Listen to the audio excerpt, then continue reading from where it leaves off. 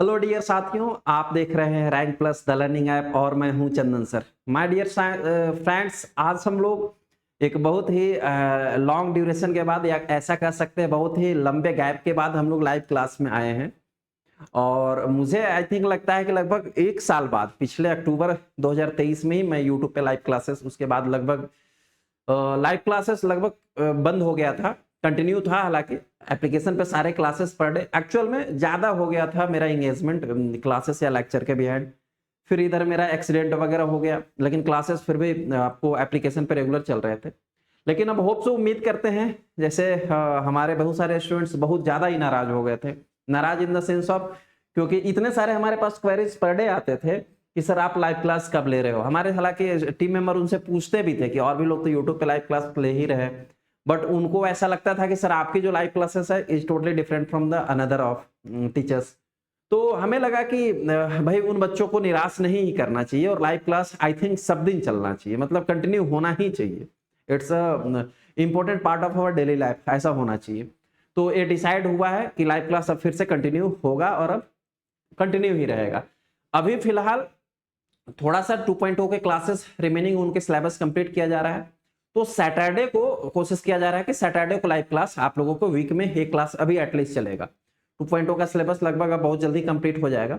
Finish हो जाने के बाद 3.0 के क्लासेस कंटिन्यू चलने वाले हैं, तो उसमें मुझे लगता है कि और भी क्लासेस बढ़ेंगे आप लोगों के लाइव क्लासेस के भी। ठीक है सर, ये थी आज की जानकारी। अब होप सो आप सभी स्वस्थ होंगे, मस्त होंगे और पढ़ाई में लीन होंगे। अगर आप बच्चों सबको ऑडियो एंड वीडियो दोनों क्लियर है तो एक बार मुझे कमेंट करके बता दें, ताकि हम लोग आज की क्लास जो है वो स्टार्ट कर पाए। बहुत सारे बच्चे कनेक्ट हो चुके हैं, चलिए आप लोगों ने अभी तक मुझे याद रखा है, इसके लिए शुक्रिया। सबको गुड इवनिंग। इतने सारे बच्चे समय निकाल के हमारे क्लास में ज्वाइन हुए हैं, आप एक बार अपनी कमेंट को दे दें। चलिए बहुत सारे बच्चे हैं, वाओ। श्री भगवान, रोजी Ansari, Shiv Shakti, the smile, Shomendu, all right, Naveen the smile, Anil lab technician, Navdeep Singh, Rahul Kumar, Raja Ahirwar. That's a good thing कि आप लोग सब लोग आए हैं सर। एक बार मैं आप लोगों के कमेंट देख लूं कि सबको ऑडियो एंड वीडियो क्लियर है, तो फिर हम लोग आज की क्लास स्टार्ट करेंगे। आप सबों की एक बार मैं कमेंट एक्सपेक्ट करता हूं। ऑल राइट, चलिए ओके, यस, सबको क्लियर है तो आज की क्लास स्टार्ट किया जाए, है ना। एक नए जोश में, एक नए अंदाज में। क्लास वहीं से कंटिन्यू हो रहा है जहां से हमने छोड़ा था। लैब एमसीक्यूज सीरीज का जो क्लास 2.0 का चल रहा था वो 26 तक हुआ था, 27 से हम लोग कंप्लीट कर रहे हैं। और ये सीरीज कोई मैं पहले भी क्लास स्टार्ट करने से पहले ही बता देना चाहता हूँ, ये कोई सीरीज किसी एक बैच का नहीं है, ना 1.0 का है, ना 2.0 का है, ना 3.0 का है। ये एक ऐसा सीरीज है जो हम हर एक कॉम्पिटिशन एग्जाम में इससे अपनी बेनिफिट को लेते हैं।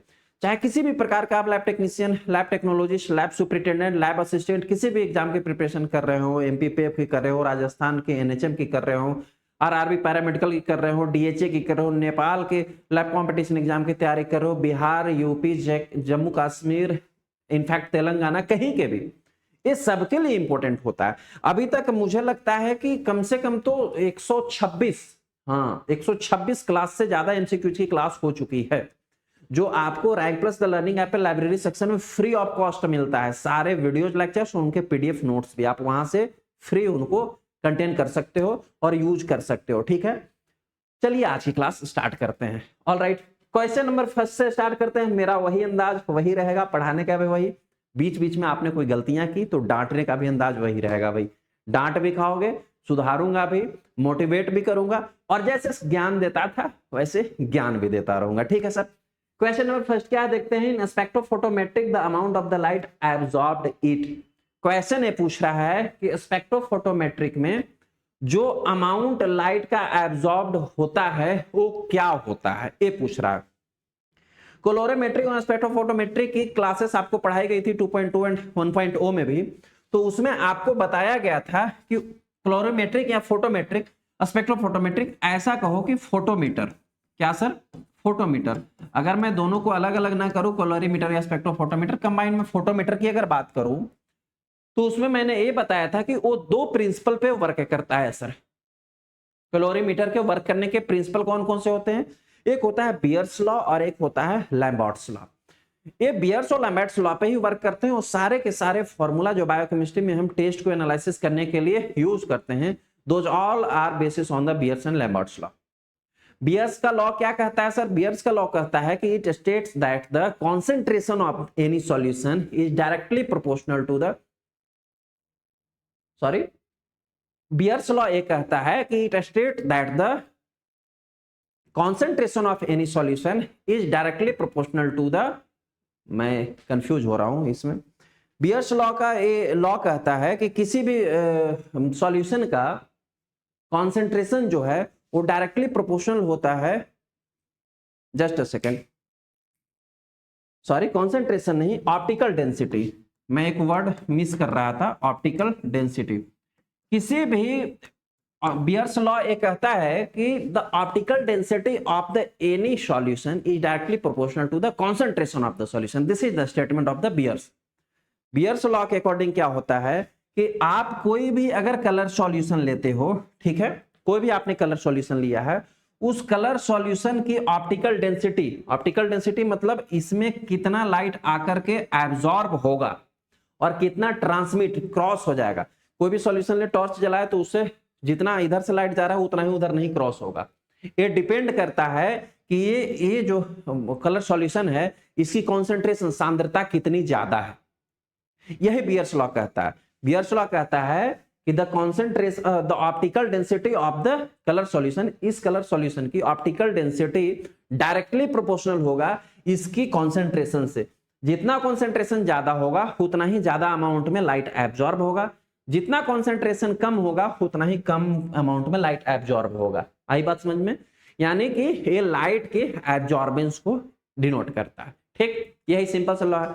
लैम्बर्ट्स लॉ क्या कहता है? लैम्बर्ट्स लॉ कहता है कि किसी भी सॉल्यूशन की ऑप्टिकल डेंसिटी डिपेंड करता है कि उसकी पाथ ऑफ लाइट क्या था, मतलब ये कितना देर में यहां से जो है गुजर के लाइट बाहर निकल गया, यानी वो भी एब्जॉर्बेंस को ही डिनोट करता है। अब टोटली अब क्वेश्चन पे हम आते हैं कि क्वेश्चन क्या कहता है। क्वेश्चन क्या कहता है सर कि स्पेक्ट्रोफोटोमेट्रिक में जो अमाउंट ऑफ लाइट जो एब्जॉर्ब हुआ है वो क्या कहता है? वो कहता है कि जो इसकी कॉन्सेंट्रेशन था उसके डायरेक्टली प्रोपोर्शनल है, यही कहता है। अब देखते हैं ऑप्शन। ऑप्शन क्या है? Directly proportional to the amount of the light transmitted, यानी जो लाइट ट्रांसमिट हो गया उसके डायरेक्टली प्रोपोर्शनल होगा। गलत है, जो लाइट एब्जॉर्ब हो गया उसके डायरेक्टली प्रोपोर्शनल होगा, है ना सर? यानी ऑप्शन नंबर फर्स्ट जो है वो रॉन्ग है। ऑप्शन नंबर सेकंड है inversely proportional to the amount of the solute, जो इस सॉल्यूशन में सॉल्यूट डिजॉल्व है जिससे कि कॉन्सेंट्रेशन बढ़ा है, उस सॉल्यूट के अमाउंट के इनवर्सली प्रोपोर्शनल होगा, मतलब उल्टा होगा। जैसे कहने का मतलब यह है कि इसमें जितना हाई अमाउंट में सॉल्यूट डालोगे कॉन्सेंट्रेशन उतना ही बढ़ जाएगा ना, यानी जितना कॉन्सेंट्रेशन बढ़ेगा उतना ही एब्जॉर्बेंस बढ़ेगा। तो ये तो बोल रहा है कि घटेगा, यानी कि ये भी स्टेटमेंट गलत है। स्टेटमेंट नंबर सेकंड भी रॉन्ग है। Directly proportional to the concentration of the analyte, ये बिल्कुल सही है। क्या बोल रहा है कि जो एनालाइट मतलब जो इसमें हमने कॉन्सेंट्रेशन डाला है, जो भी पदार्थ डाला है, रेड कलर डाला, ब्लू कलर डाला, कोई ग्लूकोज डाला, यूरिया डाला, जो भी एनालाइट डाला उससे क्या होगा? कॉन्सेंट्रेशन इंक्रीज हो जाएगा। यानी कॉन्सेंट्रेशन इंक्रीज हुआ, इसका मतलब कि वो प्रोपोर्शनल है कॉन्सेंट्रेशन के जो एनालाइट्स उसमें प्रेजेंट था। यही तो बियर्स लॉ कहता है कि किसी की भी ऑप्टिकल डेंसिटी उसके कॉन्सेंट्रेशन के डायरेक्टली प्रोपोर्शनल होगा। यानी ऑप्शन नंबर सी क्या है? करेक्ट है। ऑप्शन नंबर डी है inversely proportional to the absorbance, जो एब्जॉर्ब हुआ है उसके इनवर्सली प्रोपोर्शनल, मतलब उल्टा है। ये तो सर जी गलत है, एब्जॉर्बेंस के डायरेक्टली प्रोपोर्शनल होना चाहिए, है ना? तो इस हिसाब से इस क्वेश्चन का करेक्ट आंसर हो गया ऑप्शन नंबर सी। क्लियर है सर? होप सो क्लियर है। क्लियर है तो आगे बढ़ा जाए, आप कमेंट करके बताएंगे। ऑप्शन सी होगा, वेरी गुड। अच्छा एक चीज और, जैसे हम पुराने क्लासेस में किया करते थे कि जब भी आप बच्चे क्लासेस स्टार्ट होता है अपने नोटबुक एमसीक्यूज का अलग नोटबुक बनाओ यार, कि हाँ ये चंदन सर का एमसीक्यूज का अलग नोटबुक है, ठीक है? आप जिस टीचर के देखते हो देखो, कोई फर्क नहीं पड़ता, हमें उससे कोई इशू नहीं है, आपको भी कोई इशू नहीं उससे, और जितने जगह से आप ज्ञान लोगे उतना ही ज्यादा और बढ़िया बात है, वो अच्छी चीज है, ठीक है? लेकिन कम से कम एक मेरा नोटबुक मेरे नाम का या मेरे चैनल का नाम का अलग बनाओ। उसमें क्या करना है आपको कि जो जो एमसीक्यू सीरीज आप देखते हो उसमें डालो एमसीक्यू सीरीज नंबर 27, जैसे देख रहे हो तो 27 डालो, और 27 डालने के बाद आप क्वेश्चन लिखो, क्वेश्चन नंबर फर्स्ट का आंसर जो आपने यहाँ टाइप किया है उस टाइप को आंसर लिखो, ठीक है। लास्ट में 10 क्वेश्चंस का आंसर जब कंप्लीट हो जाएगा तो छांटना कि 10 में से आप कितने करेक्ट किए थे। मेरे बताने से पहले आप लिख लो कि आप जानते हो कि नहीं जानते हो, लास्ट में उससे एनालिसिस से पता चलेगा क्या कि आपने कितने क्वेश्चन करेक्ट किए हैं। करेक्ट कम और रॉन्ग ज्यादा हो रहा है मतलब आपको पढ़ना भी बहुत ज्यादा है। पहला चीज ये करना है। दूसरा चीज उस नोटबुक में क्या करना है कि जो मैं फैक्ट बताते जा रहा हूं एक एक फैक्ट आपको अकॉर्डिंग टू द एमसीक्यूज आपको लिखते जाना है। उससे क्या होगा, बाद में आपको कभी रिवीजन करना है तो तुरंत उस नोट्स को पलटोगे और आपको याद हो जाएगा। लास्ट में कमेंट करके जरूर बताना है कि मेरे 10 में से कितने क्वेश्चन करेक्ट थे। ठीक है सर, आगे बढ़ा जाए। चलो सर, एक बच्चा पूछ रही है पूजा राय, अच्छा पूछ रही है पूजा राय कि आपका पैर कैसा है। बच्चे देखो पैर बहुत सही नहीं है, थोड़ा सा पर्सनल बात हो जाएगा, लेकिन पूछे हो तो बता देते हो, आप सब फैमिली मेंबर हो। पैर में एक्चुअल में ना कई सारे फ्रैक्चर हो गए थे। जो नी होता है, घुटना होता है, लेफ्ट घुटना जो है मेरे पैर का, उसमें जो टिबिया बोन है, टिबिया बोन का फ्रैक्चर था। लेकिन वो माइनर था, वो बहुत बिग नहीं था, मतलब हेयर जो होता है ना बाल हमारा उतने पतला फ्रैक्चर था, तो वो तो फ्रैक्चर सही हो गया। लेकिन रेस्ट ऑफ जो पटेला का टेंडन होता है उसमें और लिगामेंट उसमें फ्रैक्चर था। तो टेंडन और लिगामेंट का फ्रैक्चर अभी भी पेनफुल है, मतलब अभी लगभग अब 2 महीने 1.5 महीने से ऊपर हो गया है, लेकिन बहुत ज्यादा सही नहीं है। बेल्ट लगा करके खड़ा हूं, पेन अभी भी होता है, रात में सोता हूं तब भी पेन में रहता हूं, सुबह चलता हूं तब भी पेन में रहता हूं, लेकिन डेली रूटीन फॉलो करने की कोशिश कर रहा हूं। बेल्ट लगा के डॉक्टर मूव करने के लिए बोला है, कर सकते हैं, मेडिसिन खा रहा हूं। लेट्स सी कि ये लिगामेंट कितने दिनों में सही होता है। चलो हम लोग इंतजार करेंगे उसके बाद के भी। चलिए सर क्वेश्चन नंबर सेकंड देखते हैं। क्वेश्चन नंबर सेकंड है CA 15.3 tumour marker is done for. Sir ये बहुत इंपॉर्टेंट क्वेश्चन पूछा गया है। ये क्वेश्चन किसी न किसी एग्जाम से लिया गया है, उसको उठाया गया, मेरे को अभी याद नहीं किस एग्जाम का, लेकिन चलो किसी भी एग्जाम का क्वेश्चन सॉल्व करना है बस। पूछा ये है, पूछा किससे क्वेश्चन है सर, ट्यूमर मार्कर से क्वेश्चन पूछा है। किससे पूछा है, ट्यूमर मार्कर से क्वेश्चन पूछा है। सबसे फर्स्ट वन तो मैं ये आपको बताना चाहूंगा कि ट्यूमर मार्कर होता क्या है सर, ठीक है, फिर हम लोग आते हैं tumour marker. What is tumour marker sir? Tumour marker होता है, tumour marker are the substance या molecules produce by the tissue और your body in the response of the cancer antigen. Tumour marker वे मॉलिक्यूल्स होते हैं या वे chemicals substance होते हैं जो आपके टिश्यूज या आपकी बॉडी के सेल्स के द्वारा प्रोड्यूस किया जाता है इन the response of the cancer. आपकी बॉडी के किसी भी सेल में यदि कैंसर हुआ होगा तो आपके सेल्स या आपके टिश्यू जो है उसके रिस्पॉन्स में एक मॉलिक्यूल्स का प्रोडक्शन करते हैं, और वो मॉलिक्यूल्स जो है वो ट्यूमर मार्कर के नाम से जाना जाता है। मतलब अगर वो मॉलिक्यूल्स जैसे CA 15.3 एक मॉलिक्यूल है, अगर ये बॉडी में डिटेक्ट हो रहा है तो ये किसी न किसी जो है कैंसर के रिस्पॉन्स में जो है वो प्रोड्यूस हुआ होगा। तो किसी न किसी कैंसर के रिस्पॉन्स में प्रोड्यूस हुआ, मतलब लॉट ऑफ कैंसर के एंटीजन के बिहाफ में अलग अलग टाइप के जो मार्कर हैं वो प्रोड्यूस होते हैं, अलग अलग टाइप के मॉलिक्यूल्स जो है प्रोड्यूस होते हैं, और वे मॉलिक्यूल्स को हम लेबोरेटरी में डिटेक्ट करके ये पता लगा पाते हैं कि इस बंदे को इस प्रकार का कैंसर हो सकता है। ठीक है, अब यहाँ CA एक वर्ड आया है, CA का क्या फुल फॉर्म होता है, इसको आपको थोड़ा याद रखना जरूरी है। इसको बोलते हैं कार्बोहाइड्रेट एंटीजन। क्या बोला जाता है सर? Carbohydrate antigen. अब जो ट्यूमर मार्कर प्रोड्यूस हो रहा है via the cells by the cells in the response of the cancer, वो कोई जरूरी नहीं है कि वो कार्बोहाइड्रेट एंटीजन ही हो। इट में भी प्रोटीन एंटीजन भी हो सकता है, कार्बोहाइड्रेट एंटीजन भी हो सकता है, लिपोप्रोटीन एंटीजन भी हो सकता है, मतलब वो कोई भी मॉलिक्यूल्स हो सकता है, किसी भी नेचर का हो सकता है। ये डिपेंड करता है कि वो किस कैंसर के रिस्पॉन्स में प्रोड्यूस हुआ। पहली बात तो ये हुआ। होप सो आपको समझ में आया होगा कि ट्यूमर मार्कर क्या होता है और CA क्या है। ठीक, अब सबसे इंपॉर्टेंट, इससे भी बड़ी इंपॉर्टेंट बात, अपने नोट्स में सारे चीज लिखना जो अभी मैं बताने जा रहा हूं। ट्यूमर मार्कर से क्वेश्चन हमेशा पूछा जाता है और ये बहुत ही इंपॉर्टेंट टॉपिक है। इनमें से आपको कम से कम 8 से 10 ट्यूमर मार्कर आपको हमेशा याद होना चाहिए कि कौन सा ट्यूमर मार्कर किस डिजीज किस कैंसर के रिस्पॉन्स में प्रोड्यूस होता है, और कौन यानी कि कौन सा ट्यूमर मार्कर जो है किस कैंसर को डिटेक्ट करने के लिए यूज किया जाता है। Got it sir? अब हम लोग उसी को जानते हैं। मैं कुछ ट्यूमर मार्कर्स के आपको नाम बताऊंगा और उनको आप लिखते जाना। सबसे फर्स्ट वन आता है AFP।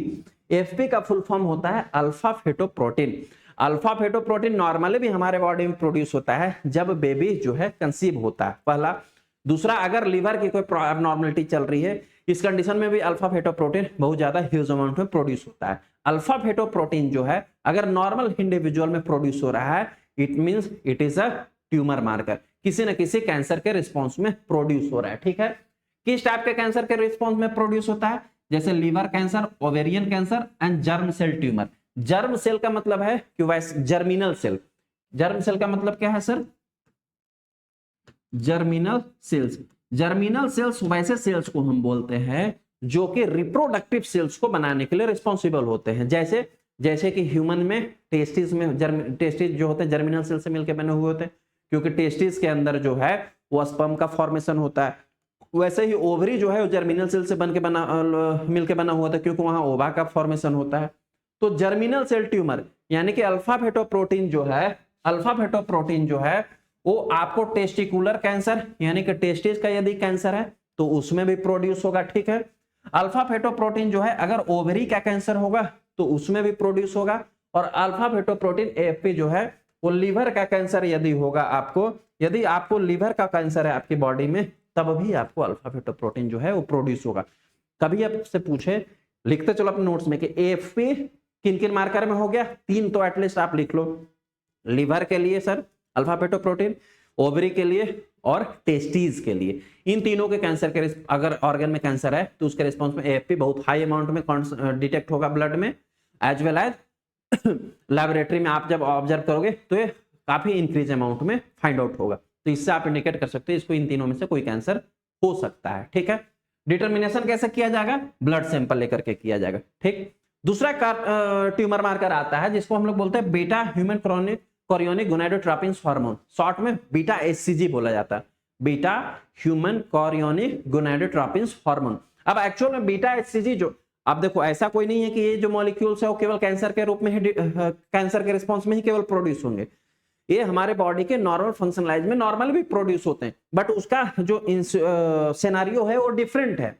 जैसे बीटा एचसीजी जब कोई भी बेबी कंसीव हो जाता है यूट्रस में, तो बीटा एचसीजी उसके रिस्पॉन्स में भी प्रोड्यूस होता है। एक हार्मोन है जो कि यूरिन के थ्रू एक्सक्रीट होता है, और इसी हार्मोन को जो है हम प्रेगनेंसी को डिटेक्ट करने के लिए भी यूज करते हैं। जो यूपीटी यूरिन प्रेगनेंसी टेस्ट करते हैं उसमें यही हार्मोन यूजफुल होता है। But it's a normal thing in scenario of the pregnancy, but while किसी पेशेंट में प्रेगनेंसी नहीं है और बीटा एचसीजी बहुत हाई अमाउंट में डिटेक्ट हो रहा है, that means what? That means it is the given a tumor marker, it is produced in the response of the cancer। अब ये दूसरे कंडीशन में जो है कैंसर के रिस्पॉन्स में प्रोड्यूस हुआ है। बीटा एचसीजी किस किस कैंसर में यूज किया जाता है सर? किस किस कैंसर में प्रोड्यूस होता है सर?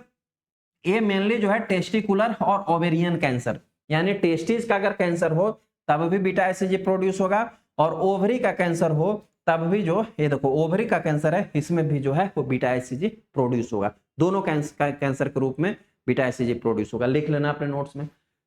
एनालिसिस कैसे किया जाएगा? डिटर्मिनेशन यूरिन एंड ब्लड के थ्रू जो है इसको डिटरमाइन किया जाएगा। थर्ड वन जो कैंसर मार्कर आता है उसको हम लोग बोलते हैं बीटीए। बीटीए का मतलब क्या होता है? Bladder tumour antigen. बीटीए मतलब ब्लैडर ट्यूमर एंटीजन। अगर यूरिन के ब्लैडर से कहीं कोई कैंसर जनरेट हो रहा है, इस कंडीशन में बीटीए हाई अमाउंट में डिटेक्ट होगा। अब यूरिन के ब्लैडर से रिलेटेड है, इसका मतलब केवल कि यूरिन के ब्लैडर में ही नहीं, किडनी में भी अगर कैंसर हो, यूरिन के ब्लैडर में हो, यूरेटर में हो, इन तीनों में कहीं भी अगर कैंसर होगा, कहां कहां सर? यूरिन के ब्लैडर कैंसर होगा, किडनी कैंसर होगा या यूरेटर कैंसर होगा, इन तीनों में कहीं भी अगर कैंसर डिटेक्ट होता है तो इस कंडीशन में जो है बीटीए आपको हाई फाइंड आउट होगा। अगर किसी पर्सन में बीटीए हाई फाइंड आउट हो रहा है, bladder tumour antigen, that means कि उसको कैंसर है। अब कभी क्वेश्चन पूछ सकता है आपसे कि BTA is a tumour marker which use for the diagnosis of which organs cancer. BTA जो है ट्यूमर मार्कर है, वो किस ऑर्गन के कैंसर को डायग्नोस करने के लिए यूज किया जाता है? तो आप याद रखना, किडनी के लिए, यूरिन ब्लैडर के लिए, एज वेल एज यूरेटर के लिए। टेस्ट कैसे किया जाएगा सर? यूरिन से किया जाएगा। ठीक है, नेक्स्ट वन जो आता है कैंसर मार्कर उसे हम लोग बोलते हैं 15.3। ये बहुत ही इंपॉर्टेंट है 15.3, CA 15.3। क्वेश्चन भी तो हमारा CA 15.3 के लिए पूछा है, ये बहुत इंपॉर्टेंट है, लिख लेना। CA 15.3 जो यूज होता है वो ब्रेस्ट कैंसर के लिए यूज होता है। किसके लिए यूज होता है सर? ब्रेस्ट कैंसर के लिए यूज होता है। और किससे डिटेक्ट किया जाता है? ब्लड से। CA15.3 जो है वो किसके लिए यूज किया जाता है सर? ब्रेस्ट कैंसर के लिए। Got it? नोट करो CA15.3। ये सबसे ज्यादा कॉमनेबल आस्केबल क्वेश्चन है, और ब्रेस्ट कैंसर सबसे ज्यादा डायग्नोस भी होता है इंडिया में। तो ब्रेस्ट कैंसर के लिए CA15.3 तो लॉक कर दो, याद कर लो, एकदम फिक्स आउट। नेक्स्ट वन और fifth one cardiac tumour marker है जिसको हम लोग बोलते हैं CEA, और CEA भी बहुत ज्यादा किया जाता है, डायग्नोसिस में यूज किया जाता है, जिसको हम लोग बोलते हैं कार्सिनो एम्ब्रियोनिक एंटीजन, शॉर्ट में बोलते हैं CEA, कार्सिनो एम्ब्रियोनिक एंटीजन। और कार्सिनो एम्ब्रियोनिक एंटीजन जो मेनली जो आपके एलिमेंट्री कैनाल है, एलिमेंट्री कैनाल कह ले, जैसे कि ईसोफेगस है, स्टमक है, स्मॉल इंटेस्टाइन है, कोलोन है, जो डाइजेस्टिव ट्रैक्ट कहो, इनमें अगर कैंसर प्रोड्यूस हो रहा होगा तो इनके कैंसर के रिस्पॉन्स में जो है CEA एंटीजन प्रोड्यूस होता है। मेनली यहां पर मेंशन भी किया गया है कोलोरेक्टल कैंसर। कोलोरेक्टल कैंसर का मतलब कोलोन और रेक्टल का अगर कैंसर है, रेक्टम का कैंसर है। इसके अलावा पूरे एलिमेंट्री कैनाल CEA, देखो आपको मैं बताता हूं, ईसोफेगस में भी आपको CEA टेस्ट किया जाएगा। इसके अलावा अगर यूट्रस में है तब भी CEA टेस्ट किया जाएगा। लंग्स में भी अगर कैंसर होता है तब भी, इंटरनल ऑर्गन्स में और भी, जैसे कि यूट्रस और लंग्स, इनमें भी अगर कैंसर है तब भी इसको टेस्ट किया जाएगा। ब्रेस्ट में भी टेस्ट किया जाता है, अगर लीवर का है तब भी टेस्ट किया जाएगा, है ना। थायराइड का है तब भी CEA को टेस्ट किया जाएगा। पैंक्रियाज का है तब भी, स्टमक का है तब भी CEA, कोलोन का है तो मेन तो कोलोन यानी कि इंटेस्टाइन वाले में तो किया ही जाएगा। इतने सारे ऑर्गन में अगर कैंसर है तो CEA हम लोग टेस्ट करते हैं। मतलब मोस्ट ऑफ, अगर इंटरनल ऑर्गन की हम लोग बात करें, अगर उसमें कैंसर है कहीं पर भी तो CEA आपको हाई अमाउंट में फाइंड आउट होगा। और mostly it is usable for the colon cancer या एलिमेंट्री कैनाल कैंसर। आप लिख लो, नोट कर लो सर। होप तो समझ में आ रहा होगा। टेस्ट कैसे परफॉर्म करेंगे सर? ब्लड से करेंगे। देखिए मेरी जो भी क्लासेस होता है MCQs के, मैं जल्दी भागने की कोशिश में नहीं रहता हूँ। 2 4 5 10 मिनट में हमें फिनिश नहीं करना। आराम से पढ़ेंगे, सारी जानकारी लेके पढ़ेंगे, और वे जानकारी ही आपको इंपॉर्टेंट काम आएंगे कंपटीशन एग्जाम में। ठीक है। 6 नंबर का ट्यूमर मार्कर है जिसको हम लोग बोलते हैं CA19.9। CA19.9 अगेन किसके लिए यूज किया जाता है सर? अगेन पैंक्रियाज के लिए, गॉल ब्लैडर के लिए, बाइल डक्ट के लिए या गैस्ट्रिक कैंसर के लिए जो है CA19.9 यूज किया जाता है। इसमें गॉल ब्लैडर नहीं दिया, CA19.9 आप लिख लो। ठीक है, मेनली पैंक्रियाज, गॉल ब्लैडर इसके लिए। ठीक, टेस्ट कैसे किया जाएगा? ब्लड से किया जाएगा। और लास्ट में आता है CA125। CA125 का भी बहुत ही ज्यादा यूज है और बहुत ही ज्यादा इसको पूछा भी जाता है क्वेश्चन में। CA15.3, CA125 और CEA, ये तीन तो इतने कॉमन है जो हमेशा टेस्ट परफॉर्म भी किए जाते हैं। CA125 कार्बोहाइड्रेट एंटीजन 125 अगेन किसके लिए यूज किया जाता है सर? ओवेरियन कैंसर के लिए यूज किया जाता है स्पेसिफिकली। ओवेरियन के लिए अब कितने हो गए? 2-3 हो गए। एक तो हो गया अल्फा फेटोप्रोटीन, एक हो गया CA15.3 और एक हो गया CA125। टेस्ट कैसे किया जाएगा सर? ब्लड से किया जाएगा। ऑलराइट, क्लियर हो गया। एटलीस्ट इतने सारे जो है कैंसर मार्कर आप याद रखोगे और मेमोराइज रखोगे। ठीक, अब हम लोग आते हैं अपने क्वेश्चन पे। क्वेश्चन क्या कहता है कि CA15.3 marker is done for. CA15.3 किसके लिए यूज करते हैं सर जी? अभी जस्ट बताया कि CA15.3 या 27.29 जो कम यूज होता है, दोनों जो है वो किसके लिए यूज होता है? ब्रेस्ट कैंसर के लिए। Now so that the correct answer of this question is the option number D. ये जो है वो है इस क्वेश्चन का करेक्ट आंसर। क्लियर हुआ सर? कोलोन कैंसर के लिए कौन यूज करते हैं सर? अभी जस्ट बताया आपको, CEA यूज किया जाता है कोलोन कैंसर के लिए सर। अभी जस्ट आपको बताया कोलोन कैंसर के लिए CEA यूज किया जाता है। नेक्स्ट वन आता है ओवेरियन कैंसर। ओवेरियन कैंसर के लिए 2-3 यूज किए जाते हैं। एक तो AFP अल्फा फेटोप्रोटीन CA125 भी यूज किया जाता है, अभी जस्ट बताया। लंग कैंसर के लिए कौन यूज किया जाता है सर? अभी जस्ट बताया हूं, इसके लिए भी CEA यूज किया जाता है। ट्यूमर मार्कर याद रखना, 2-4 बार ये रिवाइज करोगे याद हो जाएगा, बहुत बड़ा टफ वर्क नहीं है, है ना। क्लियर। क्लियर है सर क्वेश्चन? आगे बढ़े, मजा आ रहा है पढ़ने में, समझ में आ रहा है ना सबको? सीए कोलोन कैंसर के लिए होता है। चलो सुनील कुमार पाल ने लिखा, वेरी गुड बच्चे। देखो आप अगर लिखते हो ना तो लिखने से हमारा कोई हाथ तो दर्द होता नहीं, हम दिन भर चैट करते हैं व्हाट्सएप पे, इंस्टाग्राम पे, यूट्यूब पे, कई सारे। लेकिन अगर पढ़ने के समय आए, देखो पढ़ने के समय अगर यहाँ आप जुड़े हुए और ऐसे टाइपिंग करते हो, टाइपिंग करने से क्या होता है, आंख भी खुल गया, मेरा दिमाग भी खुला होगा और हम सोच के लिख रहे हैं, मतलब आप एक्टिव हो। और एक्टिवली जुड़े रहोगे ना तो समझ में ज्यादा आएगा। क्लासरूम में कोई बैठ के हमारे सामने अगर आप लोग पढ़ रहे होते यहाँ क्लासरूम में, तो आप लोग कोई नींद ले रहा होता तो एक आध थप्पड़ लग जाता किसी को, है ना, डांट पड़ जाती, तुरंत तुरंत नींद खुल जाता, उससे दूसरे को भी नींद खुल जाता, सब एक्टिव हो जाते और एक्टिव होकर पढ़ते। लेकिन आप वहां हो तब तो ये चीज हो नहीं रहा है। वहां पर दिमाग खोलने, एक्टिव होने का ही एक कारण है कि आप नोट्स में लिखो, यहाँ टाइप करो, उससे कनेक्टिविटी बनी रहेगी। Got it? और हमें भी लगेगा कि आप हमसे जुड़े हुए, हमें भी पढ़ाने में मजा आता रहेगा। चलो जी sir, good, very good. Okay चले आगे बढ़ा जाए। चलिए बातें होती रहेगी, पहले क्लास फिनिश करते हैं। क्लास के लास्ट में 5 मिनट बात करूंगा, ठीक है? क्लास के लास्ट में 5 मिनट बात करूंगा, अभी क्लास करता हूं, जाऊंगा नहीं। बहुत दिनों के बाद मिला हूं, पता है आप लोग भी एक्साइटेड हो मेरे से बात करने के लिए। मैं मेरी भी बहुत सारी बातें जो आप लोगों से करूंगा लास्ट में कर लूंगा। ऐसे भी अब 3.0 स्टार्ट हुआ, संडे वार्ता स्टार्ट करने वाला हूँ, संडे को खूब बैठ के बातें करेंगे, है ना? लेकिन इस क्लास के भी लास्ट में 5 मिनट बात करूंगा आप लोगों से, जो जो बातें करना होगा। चलिए क्वेश्चन नंबर 3 है। यार देखो अभी मौसम चेंज हो रहा है तो वायरल फीवर का भी समय आ रहा है, मुझे तो 2-3 दिन से फीवर है, लेकिन चलो काम चला रहे, तो आप लोग प्रोटेक्टिव रहो, गर्म पानी वगैरह पीते रहो, नहीं तो वायरल फीवर बहुत ज्यादा हो जाएगा। क्वेश्चन नंबर 3 है, bilirubin is not excreted in urine. Bilirubin जो है यूरिन में एक्सक्रेट नहीं होता है, इनमें से किस कंडीशन में एक्सक्रेट नहीं होता है? ये क्वेश्चन कहो तो बहुत छोटा है, लेकिन कहो तो बहुत कॉम्प्लेक्स है और हमेशा इसमें कंफ्यूजन बना रहता होगा। आज इस कंफ्यूजन को सदा के लिए दूर कर देंगे। कैसे दूर कर देंगे, जरा ध्यान से सुनो। क्वेश्चन किस चीज का आया हुआ है सर? क्वेश्चन आया हुआ है बिलिरुबिन का। किस चीज का क्वेश्चन है प्यारे? बिलिरुबिन का। बिलिरुबिन क्या होता है सर? बिलिरुबिन एक सब्सटेंस है जो हमारी बॉडी में फॉर्मेशन होता है after the metabolism of the haemoglobin. जब हीमोग्लोबिन का मेटाबॉलिज्म होता है तो बिलिरुबिन का फॉर्मेशन होता है। कैसे फॉर्मेशन होता है? हीमोग्लोबिन का बोल लो, या जब आरबीसी का ब्रेकडाउन होता है, क्योंकि आरबीसी हीमोग्लोबिन में ही एम्बेडेड होता है। जब हीमोग्लोबिन ब्रेकडाउन होता है तो 2 फॉर्म में कन्वर्ट होता है, इसको भी डिटेल में पढ़ाया हूं, लेकिन फिर भी शॉर्ट समरी सुनो। जब हीमोग्लोबिन का ब्रेकडाउन होता है तो 2 फॉर्म में एक ब्रेकडाउन होता है सर। एक फॉर्म जो होता है वो होता है हीम, और दूसरा फॉर्म जो होता है वो होता है ग्लोबिन। इसको लिवर फंक्शन टेस्ट में पढ़ाया हूं बहुत डिटेल में, है ना? ग्लोबिन जो है वो क्या है सर? ये एक प्रोटीन है, ठीक है? तो ये तो अमीनो एसिड पूल में यूज हो जाता है। क्या होता है? अमीनो एसिड पूल में जो है यूज हो जाता है, मतलब जहां भी बॉडी में यूटिलाइजेशन हुआ प्रोटीन का वहां यूटिलाइज हो जाएगा, ठीक? दूसरा आता है हीम, ठीक है सर?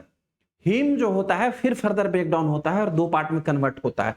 एक होता है आयरन, ठीक है, और दूसरा होता है प्रोटोपोरफायरिन। प्रोटोपोरफायरिन रिंग, ठीक है?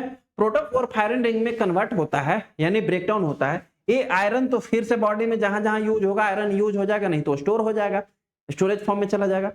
प्रोटोपोरफायरिन रिंग जो है यही फर्दर जाकर के बिलिवर्डिन में कन्वर्ट होता है। किस चीज में कन्वर्ट होता है? बिलिवर्डिन में कन्वर्ट होता है, जो कि ग्रीन कलर का होता है। कैसा होता है? ग्रीन कलर कॉम्प्लेक्स होता है, ठीक है? फर्दर यही बिलिवर्डिन जो है ये सब कहां परफॉर्म हो रहा है sir? Work reticulo endothelial system, liver के रेटिकुलो एंडोथेलियल सिस्टम के, ब्लड वेसल्स के रेटिकुलो एंडोथेलियल सिस्टम के, या स्प्लीन में, ठीक है? जो रेटिकुलो एंडोथेलियल सिस्टम है, यही फर्दर ग्रीन कलर कॉम्प्लेक्स जो बिलिवर्डिन है ये कन्वर्ट हो जाता है बिलिरुबिन में। किस चीज में? बिलिरुबिन में। और बिलिरुबिन कैसा कॉम्प्लेक्स है सर? येलो कलर सब्सटेंस है। बिलिरुबिन यदि आपकी बॉडी में एक्सेसिव अमाउंट में बढ़ने लगे, ध्यान से सुनिए, बिलिरुबिन यदि आपके बॉडी में एक्सेसिव अमाउंट में बढ़ने लगे तो आपको जॉन्डिस हो जाएगा। What is jaundice sir? Jaundice is a disease, jaundice is a condition, या jaundice is a yellow colouration of the eye, sclera, mucus membrane या स्किन। जब आपकी बॉडी की आंख, म्यूकस मेम्ब्रेन, स्किन पीला होने लगे, येलो कलरेशन होने लगे, उस कंडीशन को हम जॉन्डिस कहेंगे। कब जॉन्डिस होगा? जब यही बिलिरुबिन हाई अमाउंट में प्रोड्यूस होने लगेगा। ये हाई अमाउंट में कब और क्यों प्रोड्यूस होगा? जब ये रेड ब्लड सेल या हीमोग्लोबिन का हाई अमाउंट में ब्रेक डाउन होगा, है ना? जितना हाई अमाउंट में ब्रेक डाउन होगा उतना ही हाई अमाउंट में प्रोड्यूस होगा, क्योंकि इसी से तो प्रोड्यूस हो रहा है लगभग 90%, 10% साइटोक्रोम्स वगैरह से प्रोड्यूस होता है, that is an eligible thing. Okay, अब जो यहाँ प्रोड्यूस हुआ है बिलिरुबिन, मेरी बात ध्यान से सुनना, यहाँ जो बिलिरुबिन प्रोड्यूस हुआ है इस बिलिरुबिन को हम बोलते हैं इनडायरेक्ट बिलिरुबिन। क्या बोलते हैं सर? इनडायरेक्ट बिलिरुबिन या वाटर इनसॉल्युबल बिलिरुबिन, या वाटर इनसॉल्युबल। वाटर इनसॉल्युबल मतलब ये जो बिलिरुबिन बना है वो वाटर के साथ मिक्स नहीं होगा। लो, अब मिक्स नहीं होगा तब, अच्छा अभी क्या प्रोड्यूस हुआ प्यारे? हाँ जी, बोर्ड ठीक है ना? एक मिनट रुको यार, मेरे को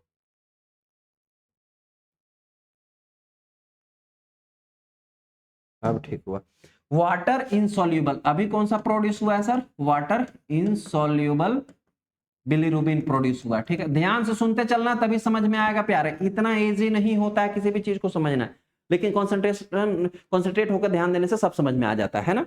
वाटर इंसॉल्युबल बिलिरुबिन प्रोड्यूस हुआ है, जिसको हम इनडायरेक्ट बिलिरुबिन भी कहते हैं, इनडायरेक्ट बिलिरुबिन भी कहते हैं। कहां प्रोड्यूस हुआ है सर? ब्लड में प्रोड्यूस हुआ है, ऐसा कह सकते हो भाई, ब्लड में है, रेटिकुलोएंडोथेलियल सिस्टम में है। वाटर इंसॉल्युबल है तो प्लाज्मा के साथ तो मिक्स होगा नहीं, तो प्लाज्मा के साथ मिक्स करने के लिए एक उपाय होता है। क्या उपाय होता है? ये जो है अल्बुमिन, जो आपके बॉडी में प्रोटीन है उसके साथ बाइंड कर लेता है। अब ये क्या है? बिलिरुबिन जैसे जैसे बॉडी में डिपॉजिट होगा आपको जॉन्डिस होने लगेगा, आप पीला होने लगोगे। क्यों बॉडी रखना चाहेगा इसको? बॉडी तो बाहर न फेंकना चाहेगा।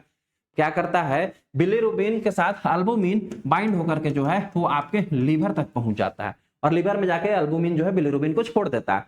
लीवर में इस बिलिरुबिन का कॉन्जुगेशन होता है। किसके साथ कॉन्जुगेशन होता है सर? ग्लूकोरोनिक एसिड के साथ, ग्लूकोरोनिक एसिड के साथ कॉन्जुगेशन होता है। ठीक है, क्या हुआ? कॉन्जुगेशन। किस एंजाइम्स के प्रेजेंस में? यूडी, किस एंजाइम्स के प्रेजेंस में सर? यूडीपीजी एंजाइम्स के प्रेजेंस में, यूरेडिन डाइफॉस्फेट ग्लूकोरोनिक ट्रांसफेरेज, इस एंजाइम्स के प्रेजेंस में जो है इसका कॉन्जुगेशन होगा ग्लूकोरोनिक एसिड के साथ। जैसे ही ग्लूकोरोनिक एसिड के साथ इसका कॉन्जुगेशन हुआ, ये जो वाटर इनसॉल्युबल था अब जो है ये वाटर सॉल्युबल बिलिरुबिन हो गया। क्या हो गया? वाटर सॉल्युबल बिलिरुबिन हो गया, जिसको हम डायरेक्ट बिलिरुबिन भी कहते हैं। ठीक, इतना सा समझ में आ गया। अब बिलिरुबिन दो प्रकार के हो गए, water soluble and water insoluble. ठीक, इतनी सी समझ में आ गई। अब थोड़ा सा एक और चीज समझो, हमारे जो बिलिरुबिन के ज्यादा प्रोडक्शन से हमें क्या क्रिएट हो रहा था सर? हमें क्रिएट हो रहा था जॉन्डिस। जॉन्डिस जो होता है वो 3 प्रकार के होता है। कितने प्रकार के होता है? 3 प्रकार के। एक होता है प्री हिपैटिक जॉन्डिस। क्या होता है? Pre hepatic jaundice. ठीक है, दूसरा होता है हिपैटिक जॉन्डिस, हिपैटिक जॉन्डिस, और थर्ड वन होता है post hepatic jaundice, post hepatic jaundice. इतना तक बात समझ में आ रही है सर? प्री हिपैटिक जॉन्डिस को हम हेमोलाइटिक जॉन्डिस भी कहते हैं। दूसरा नाम भी पूछता है कंपटीशन एग्जाम में, इसलिए याद रखना। हिपैटिक जॉन्डिस को हम हिपैटोसेलुलर जॉन्डिस भी कहते हैं। क्या बोलते हैं? हिपैटोसेलुलर जॉन्डिस भी कहते हैं। और पोस्ट हिपैटिक जॉन्डिस को हम ऑब्स्ट्रक्टिव जॉन्डिस भी कहते हैं। क्यों जॉन्डिस की बात कर रहे हैं? क्योंकि बिलिरुबिन के ज्यादा फॉर्मेशन से हमें जॉन्डिस हो जाता है। लेकिन जॉन्डिस 3 प्रकार का है, हेमोलाइटिक है, हिपैटोसेलुलर है और ऑब्स्ट्रक्टिव है। हेमोलाइटिक जॉन्डिस का मतलब है कि जब आरबीसी का हेमोलाइसिस एक्सेसिव होगा, जिसके कारण कि जब आरबीसी का हेमोलाइसिस एक्सेसिव होगा, जिसके कारण कि एक्सेसिव अमाउंट में बिलिरुबिन का प्रोडक्शन होगा, इस कंडीशन में जो आपको जॉन्डिस हो जाएगा उसको हम बोलेंगे हेमोलाइटिक जॉन्डिस। क्या बोलेंगे उसको? हेमोलाइटिक जॉन्डिस या प्री हिपैटिक जॉन्डिस। वैसा जॉन्डिस जिसमें लीवर का कोई इन्वॉल्वमेंट नहीं है, लीवर के पहले ही वो जॉन्डिस हो गया, उस कंडीशन में क्या होगा प्यारे? उस कंडीशन में वाटर इनसॉल्युबल बिलिरुबिन का ज्यादा फॉर्मेशन होगा। ठीक, दूसरा आता है हिपैटोसेलुलर जॉन्डिस। हिपैटोसेलुलर जॉन्डिस का मतलब है कि इस कंडीशन में आपका जो है लीवर काम करना बंद कर दिया है, जिसके कारण अब लीवर काम करना, लीवर का फेलियर हुआ। ठीक, लीवर का फेलियर हुआ तो जिसके कारण कॉन्जुगेशन जो है, 2 कंडीशन आ सकता है। लीवर का फेलियर होने में कॉन्जुगेशन बढ़ सकता है क्योंकि यूडीपीजी एंजाइम्स का ज्यादा प्रोडक्शन होने लगा, या कॉन्जुगेशन कम भी हो सकता है, यूडीपीजी एंजाइम्स का काम फॉर्मेशन कम हो रहा है। तो इस कंडीशन में सुनो बात को, हेपेटोसेलुलर जॉन्डिस के कंडीशन में या तो डायरेक्ट बिलिरुबिन बढ़ सकता है या घट सकता है, क्योंकि कॉन्जुगेशन कम या ज्यादा हो सकता है। ठीक, अब ये दूसरा प्रॉब्लम जो हेपेटोसेलुलर जॉन्डिस होगा वो कहां से होगा सर, वो होगा लीवर के खराब होने के कारण। अब थर्ड बनाता है पोस्ट हिपैटिक जॉन्डिस, जिसको हम ऑब्स्ट्रक्टिव जॉन्डिस कहते हैं। जब लीवर में ये बिलिरुबिन आया था, मेरी बात ध्यान से सुनो, ये जो बिलिरुबिन इनडायरेक्ट आके लीवर में डायरेक्ट बना, तो अब आपके मन में आ रहा होगा ना, डायरेक्ट बनने के बाद लीवर से बिलिरुबिन गया किधर, अभी तो बताया ही नहीं।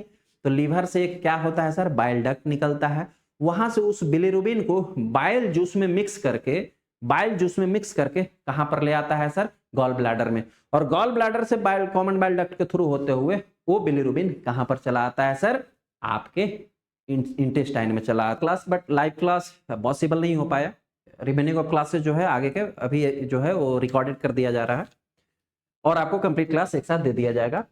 तो अभी जब ये बिलिरुबिन जो है वो कहां पहुंच गया सर, आपके इंटेस्टाइन में पहुंच गया, ड्यूडेनम में। जब ये ड्यूडेनम में पहुंचेगा बिलिरुबिन, तो ड्यूडेनम में पहुंच करके इस बिलिरुबिन का इंटेस्टाइन में जो है वो बैक्टीरिया होते हैं। ये अब बिलिरुबिन कहां पर पहुंच गया सर, इंटेस्टाइन में पहुंच गया। कहां पहुंच गया, इंटेस्टाइन में। अच्छा, इंटेस्टाइन में कौन सा बिलिरुबिन पहुंचा, ये जो डायरेक्ट बिलिरुबिन था वो तो पहुंचा ही, साथ साथ इनडायरेक्ट बिलिरुबिन जो आया था लिवर में, जिसका कॉन्जुगेशन नहीं हो पाया एक्सेसिव फॉर्मेशन के कारण, वो भी इनडायरेक्ट वाला भी पहुंच जाएगा कहां, आपको इंटेस्टाइन में। इंटेस्टाइन में पहुंचने के बाद इंटेस्टाइन में बैक्टीरिया होते हैं, बैक्टीरियल एक्शन के कारण इस बिलिरुबिन का जो है डिकम्पोजिशन होगा। क्या होगा, डिकम्पोजिशन होगा, और डिकम्पोजिशन हो करके ये बिलिरुबिन जो है डिकम्पोज होके बिलिनोजन में कन्वर्ट हो जाएगा। किस चीज में कन्वर्ट हो जाएगा, बिलिनोजन में कन्वर्ट हो जाएगा।